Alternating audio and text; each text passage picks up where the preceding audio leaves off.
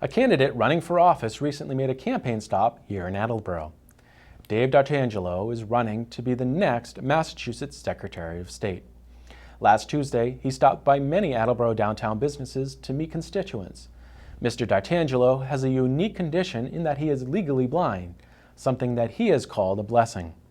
DoubleACS was on site as he met with constituents, and we spoke with him briefly about his campaign. I'm running for Secretary of State, Secretary of the Commonwealth, and I'm looking for your vote this November. We need to change the way Beacon Hill is operating. Right now you have the same old going on, higher taxes, higher fees, more regulations. I want to try to change that. We need to modernize an office that's been under the same rule for 20 years. Running against Bill Galvin, he's been there 20 years. It's time for a change, and I think people recognize that.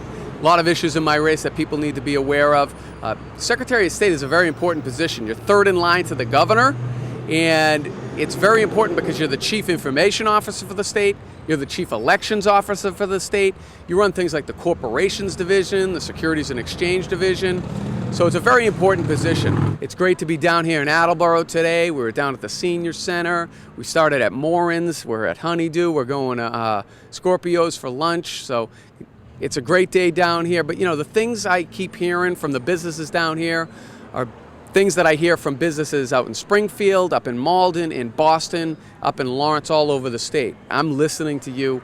Again, that's why I'm out here in Attleboro today talking to you good folks, and I appreciate the opportunity. So right now, if you want to vote by absentee ballot in Massachusetts, what do you have to do? First, you have to get your absentee ballot form, application form, and you have to mail that in. Well, then they process that and they mail you back an absentee ballot. Then you have to fill out that absentee ballot. Well, when you send that absentee ballot back, who's looking at that? At least 2 or 3 people are looking at that when it comes back. Ergo, you are no longer voting by secret ballot. That's not right. Our brave servicemen and women, and those people who can't be at the polls on election day, should have the same integrity of the secret ballot that you and I have when we show up on the polls that day and vote in person. I'm legally blind. I've been legally blind my whole life. I've never been able to drive a car. You know, it's a challenge, but you know what? We all have challenges, and everybody has their cross to bear, so I'm trying my best to try to overcome it. And, you know, I want to try to model for people with disabilities as well that, hey, you can go get elected city councilor at large. You can run statewide and hopefully win statewide elective office. I mean, when's the last time a person with a disability was elected statewide in Massachusetts?